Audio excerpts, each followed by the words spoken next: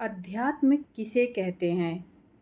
अपनी आत्मा के बारे में अध्ययन करना, अपने आत्म स्वरूप को समझना, उसे पढ़ना, इसे ही अध्यात्म कहते हैं। आत्मबोध होने के बाद इंसान को पता चलता है कि परमात्मा जो है हमारे ही अंदर आत्मा के रूप में विद्यमान है, और जब हमारी सांसें बंद हो जाती है तो परमात्मा हमारे आत्मा को अपने पास बुला लेती है, और हमारा आत्मा जो है वो परमात्मा का ही स्वरूप है।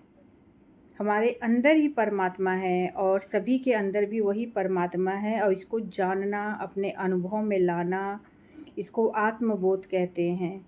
तो जब आत्मबोध हो जाता है तो हमारे अध्यात्म का जर्नी, स्पिरिचुअलिटी, सेल्फ रियलाइजेशन होने के बाद हम अध्यात्म में घुसते हैं। फिर हमें अध्ययन करना होता है, पढ़ना होता है। जैसे कोई भी सब्जेक्ट के बारे में जब हम पढ़ते हैं, जब उसमें डिप्लोमा लेना होता है, ऑनर्स करना होता है, तो उस सब्जेक्ट के बारे में हम पूरा डिटेल में पीएचडी करते हैं। तो ऐसे ही परमात्मा के बारे में अब हम सबको पीएचडी करना है। तो उसके लिए क्या करना होगा कि हमें भगवत गीता पढ़ना है, हमें रामायण पढ़ना है, धार्मिक फ़िल्में देखनी हैं, जितना हो सके भक्तों के बारे में जानना है, धर्म के बारे में जानना है, घर का ही खाना खाना है, संयम रखना है, योगा करना है, और ये सारे जितने प्रोसेस है, बाहर का खाना अवॉइड किया, पूरा छोड़ देना है। लेकिन सब धीरे-धीरे ही होगा,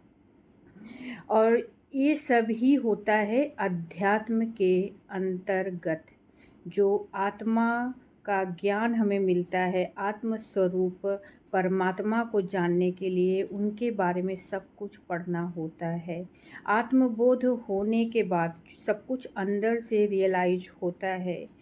इसका बाहर की दुनिया से कोई मतलब नहीं है। बाहर हम जैसे भी रहते हैं, हमें वैसे ही रहना है। हमारा जो प्रोफेशन है, हम अगर गृहस्थी हैं तो अपने सारे काम करेंगे, डॉक्टर, इंजीनियर, जो भी हमारा प्रोफेशन है वो करते हुए हमें इसमें आगे बढ़ना है।